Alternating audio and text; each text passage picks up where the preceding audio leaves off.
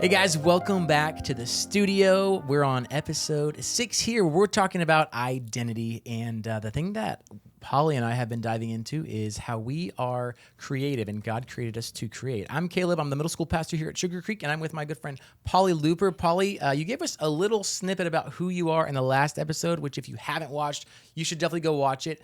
But now's your chance to tell us all about who you are and why you're here today. Yeah, this is great. Great to see you again. So I have been in law enforcement for over 30 years at this point, which makes me feel old, but also it has been my career, so I guess I can't complain.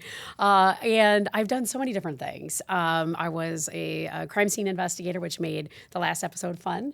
And I also did photography for crime scenes and things like that. And then I became a fraud investigator. I also did the horrible jobs. I was also a parking enforcement officer, worst job ever. And so that actually prepped me for my most recent thing, which was running for Texas legislator. Wow. So I got very used to people calling me names. People were not nice either situation, but it was good. So it's been, I can't complain. I started my investigation company in 2018, and I'm able to continue doing the work that I did with, cold cases and missing persons and really bringing closure to families. I feel like that's very important for victims to be able to have somebody who understands things and can work side by side by them, through the system, because that's not what everybody does every day. Yeah, for sure. I think it's safe to say that you're creative. You've done photography. You've created a business. You ran for a political position. That's a lot of really cool things that you've done. I think it's interesting too how you said you got used to people calling you names when you were running for for that position, which is interesting that we're talking about identity as well, because a lot of times things like that can start to shape our identity, but it's good to know what our identity is and how that's rooted in Christ. Absolutely. That's why it didn't bother me. Yeah. Exactly. Interestingly You've got enough. that foundation. Yep. You're solid. Yep. Well, we're talking about being creative today, and I think, I was thinking about my childhood, and we've all experienced this. Whenever you're young in elementary school, you do an art project like every single day. And my mom was the most supportive woman on the planet. She still, to this day, still has every single piece of artwork or craft or whatever I made in elementary school. She has a whole bin in our attic full of it. She's so supportive. This is weird. I don't know why I'm saying this. She saved all my baby teeth and has a bag of all my baby teeth. It's really not weird. A lot of You people do that. too? Oh, yeah. Okay. Yeah, a lot of people do that. Yeah. My mom is a very supportive woman. But I was thinking about... I have my sons for a different reason. He doesn't know that the tooth fairy doesn't exist yet. Oh. So they're just hidden. Okay, well... Hope he's not watching. Don't show him this episode. Wah, wah, wah. I was thinking about this, though, about being a child and how interesting it is that we would do all these art projects at school, and we would be so proud of them because it's something that we made, and we would go show it to our parents, and our parents probably did one of two things. They were either very supportive and loved it and put it on the refrigerator because they love us and wanted to support us, or they threw it in the trash can. Hopefully they put it on the refrigerator for you. But I think that's such a good example of creativity in life. But also one thing that I want to touch on is that being creative, a lot of times when we hear the word creative, we think of like art or music or something that's very like flowy. But creativity doesn't have to be just art or music or those types of flowy things. Creativity can be literally anything that you do in life. In fact, being creative doesn't mean just art. It means the ability to produce original, imaginative ideas or new things. So like even you creating a business is a very like logistical thing. Even that is such a good example of creativity. Yeah, it's interesting. There's so many things, and even my campaign, I didn't have a consultant, and a lot of people hire people to do those things. And I created a logo and created graphics and Facebook pages, social media pages, things like that.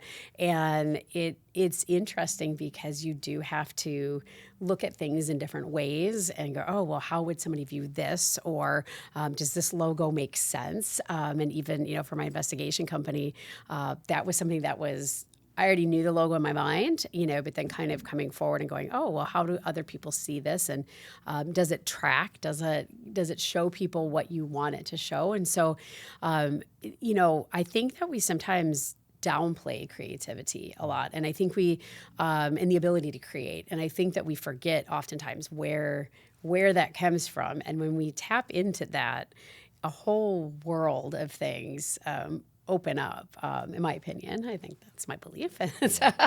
But obviously, I think we agree on that, or I wouldn't be here. But I think that for a lot of people, we as we get older, we kind of put that in the bin, and we put it away, and we stop allowing ourselves to be creative in those ways. And I think that it kind of stunts our personal growth in a lot of ways because we're not exploring those paths anymore.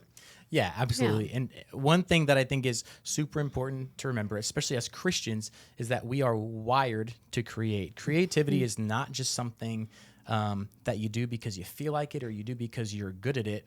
If you look in the book of Genesis, as God was creating, it says, in the beginning, God created. He created the heavens and the earth, the land and the sea, the stars in the sky, everything.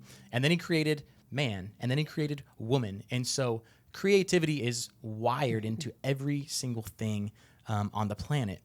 On top of that, 1 Peter 4:10 says, God has given each of us gifts, and along with them, his grace empowers us to serve others with our gifts, even our creativity. So the Bible specifically mentions creativity in that. It's great. It's great. It's one of those things too, is, as an investigator, sometimes you have to get creative. And one of the things that I get made fun of sometimes when I'm doing it, but afterwards it makes sense to people, is that, when I was photographing crime scenes, one of the things that I would do is I would come in and I would photograph the room, and then I would go and I would get a ladder. Now, granted, okay, I'm very short, I get it. But I would get a ladder and stand on top of that ladder and take the same pictures that I took the first time, but from a different perspective. Because sometimes that perspective change told a different story. Yeah. And so I actually have something fun that I want to try with you here today. Yeah, let's do it. So I have a picture, and I'm going to hold this picture, and you're going to tell me kind of like what you see. Okay. And you're gonna see it right away. Okay. Ready?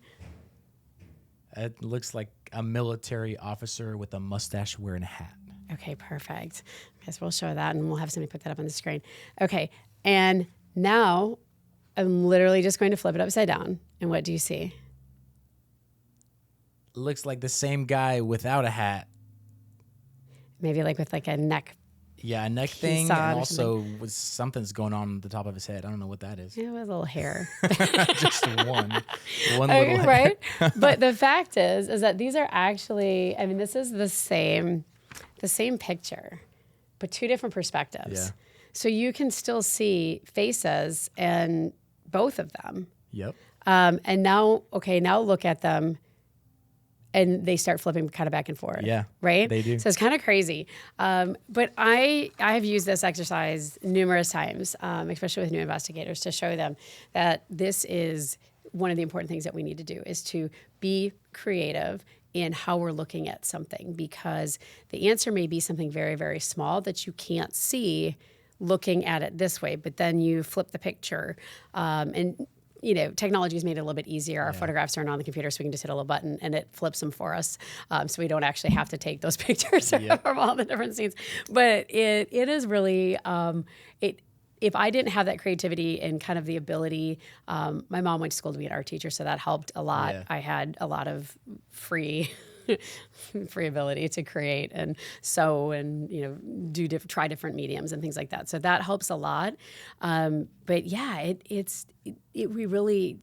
I was so glad that you were doing this topic, because I think this is so good for people to be hearing that and allow themselves permission to really be creative. Don't rely on a designer to do your room if you have an idea, right? Yeah. Like, just do it yourself. Like, try it. What's the worst that can happen? You pay somebody to fix it later. Yeah,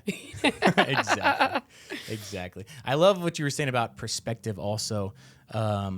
I've been married for about 2.5 months now. Yay, and I will say, especially for students who are listening to this, perspective is everything. Yeah. Especially if you're a boy. I can say this because I am a boy. Maybe you can give some girl insight to this. But as a guy, being married, I've got a way that my brain works. And so whenever something happens between me and my wife, I have a perfect explanation in my mind of why things are the way that they are. However, it's almost never the same in her brain. And she doesn't want to hear what my explanation in my brain is. She just wants me to understand what's going on in her brain. So it's all about perspective. It's this weird balance, and that's relationships. That's everything in life. Even as you consider creating things, having a different viewpoint on how things could be really affects a lot. It does. That never changes, by the way. 16 years on Friday for my husband and I, and I've been together for 21. And no, that never changes. Sometimes she just wants her perspective to be heard. Yeah. This is not a relationship podcast, but there's a little relationship nugget. Sometimes we have to be creative. Yeah. Exactly. I want to hit on how, I talked about it a little bit earlier, but how God uniquely created each of us to be creative. And also how God uses us based off of how he created us. And so in the book of Exodus, chapter 31, God had freed the Israelites from Egypt, and they were on their way to the promised land. But until they got there, God needed a holy place to dwell among them, because God is so holy, he can't just be walking along through the desert with the Israelites. He needed a place to dwell. So he instructed them to build the tabernacle, which was basically a portable temple. And he also instructed them to build the Ark of the Covenant, which held the Ten Commandments and also represented God's presence with the Israelites. Somebody had to create these things. Someone had to physically make them. And God appointed one guy to be in charge of that. And his name was Bezalel. I don't know where they got these names from, but his name was Bezalel. Talk about creative. Right. Whoever named that child was creative. Some creativity there. And here's what God said to Moses about him. Exodus 31 verses 1-5 says, "Then the Lord said to Moses, look, I've specifically chosen Bezalel, son of Uri, grandson of Hur, of the tribe of Judah. I filled him with the Spirit of God, giving him great wisdom, ability, and expertise in all kinds of crafts. He's a master craftsman, expert in working with gold, silver, and bronze. He is skilled in engraving and mounting gemstones and in carving wood. He's a master at every craft." And I think one interesting thing from this story is how God created us to create. But what's important to remember is that we're not creative so that we can be really awesome people, so that we can be really successful. He blesses us with success sometimes, not all the time. I've experienced that in life. I'm sure you've experienced that in life too. Sometimes he gives us success. Sometimes we just put a lot of work and effort into things. And here's the main point, so that we can bring God glory. God didn't give us these gifts to glorify ourselves. He gave us these gifts to glorify him. And I've known you for, I think, about 8 years now. I was trying to do the math earlier. It's been a minute. And everything I know about you points to how creative you are. We met at a foster care training at a long time ago, the first time we met, which shows me that you have a heart for creating a safe home. Absolutely. You launched a private investigating business, which tells me that you've created a company, and you also ran for office, which means that you have a heart for creating policy, creating laws, and also just creating community in the place that you live. So everything about you, in my eyes, points to creativity, which I think is really, really cool. So I don't know if there's anything about like the creative process. I know you hit on it a little bit earlier, but if there's anything about those creative processes that come to mind as I mentioned those. Yeah, no, I think you're absolutely right, and I think that allowing yourself to be creative and put the phone down, put the devices down, and just go, okay, if you like to draw, then draw. If you like to woodwork, then woodwork, and do those things. And you don't have to be an expert in any of it.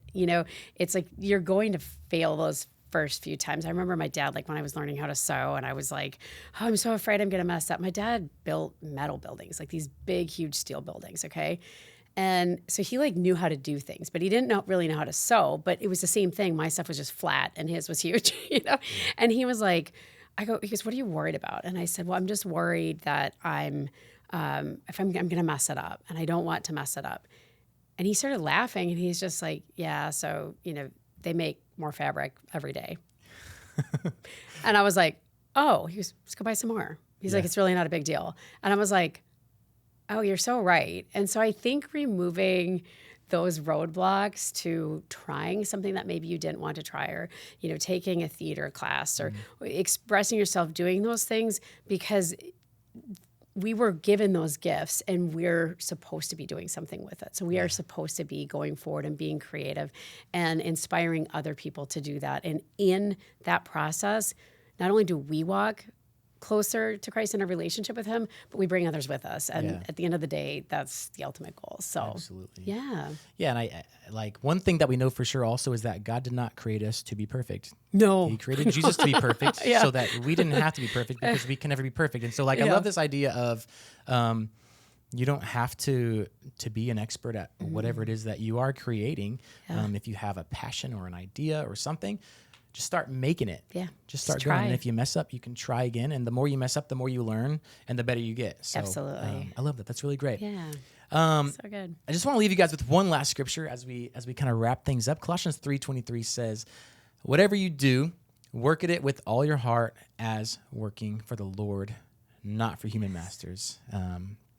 It's this whole idea that we've been talking about for the last few minutes of, it doesn't matter what you do as long as you're doing it to glorify God. Absolutely. And that's what it all boils down to. And I think, it shines through your business and through your campaign. I hope that it shines through the things that I do in life as well. But it does. So students, I'm going to leave you with this last thing. God created every single one of you for a reason, and he's given you gifts to use not only to bring him glory, that's the first and foremost thing, to bring him glory, but also so that others will come to know him too. So whatever it is that you do, whether it's artistic or science or other things, whatever it is that you feel like God has really wired you and gifted you with, he's going to use that to glorify his kingdom so that other people will come to know him too. And that's the beauty of this all, is because when people come to know Jesus, they have salvation through him. And get to live with him in heaven forever, which is great. It's going to be a party. I'm going to be there. Everyone in this room is going to be there. And we're going to have a party, and I hope you're there too. So just remember, you've got a gift, and God wants to use it. So ask him to reveal to you the areas of your life where he wants to unleash that creativity for you. And it's going to be awesome. I promise you. Polly, thank you so much for taking the time to be here. Yeah. I know you've got a busy schedule, so thank you for allowing God to use you and your creativity and speaking to our students. And we'll see you guys back here for episode 7 next week.